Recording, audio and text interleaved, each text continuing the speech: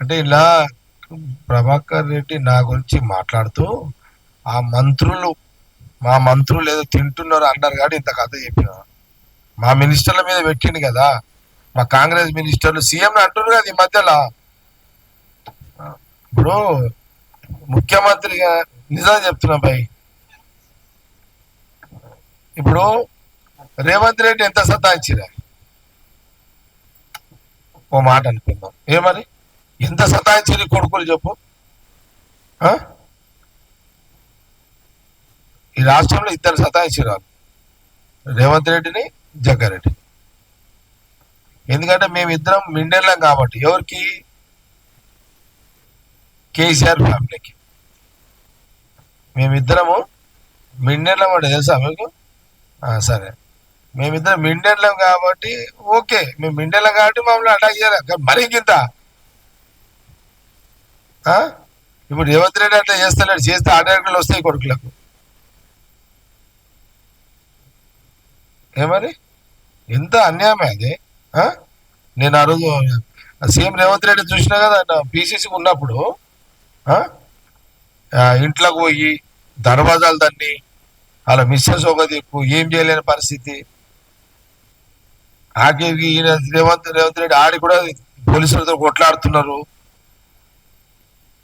ఇక కొందరు ఆ ముగ్గురు నలుగురు ఆడున్న పోలీసు అధికారులు సరే ముఖ్యమంత్రి చెప్పినప్పుడు ఏది చెప్తే చేయాలి కానీ పాపం వాళ్ళని ఏమంటాం, వాళ్ళది వన్ మజ్బూర్ టూటి ఆడ ఆ దర్వాజా దానుడైంది. రేవంత్ రెడ్డి ఇంట్లో పోయి బెడ్రూమ్ లో పోయి చోరుడైంది. ఏమి నాయన ఏంది ఇదంతా? మీరు తక్కువ పనులు చేసినారా నాయన మీరు? మరి ఎవరికైనా కోపం ఉంటుంది, మరి నీటిలో దొరికితే నువ్వు వాగుతారా మీరు? ఎవరైనా చెప్పండి. ఆ రోజు ఏమైందా మీకు తెలివేంత?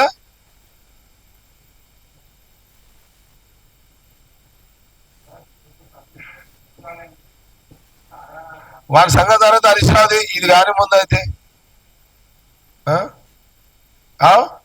ఎంత ఎంత అన్యాయం ఇది! ఎంత ఓపెన్ గా టీవీలలో చూస్తూనే ఉన్నారు కదా అందరూ.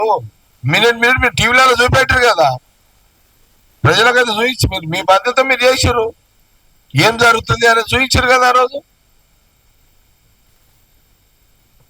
ఎంత మొత్తం పోలీసు బటాలియన్ వచ్చి రేవంత్ రెడ్డి మీద పడ్డప్పుడు ఆ రోజు ఏమైందా మీది?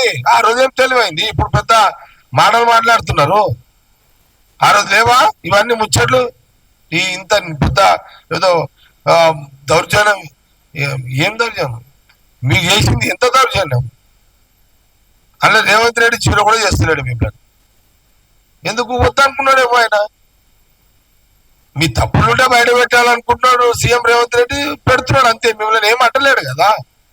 మీరు కొడుతున్నాడా, తిడుతున్నాడా, పోలీసులు ఇళ్ళలో పంపించా గుంజుకొస్తున్నాడా?